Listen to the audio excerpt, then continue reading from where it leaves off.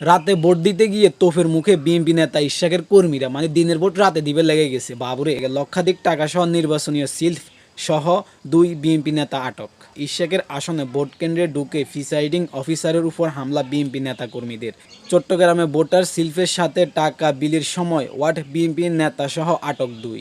গুলিভর্তি পিস্তল ও দেশীয় অস্ত্র সহ বিএনপির 3 নেতাকর্মী গ্রেপ্তার। আশুলিয়া কেন্দ্র দখলের চেষ্টা, বিএনপি 13 নেতাকর্মী আটক। ফেস দ্য পিপলের নিউজ।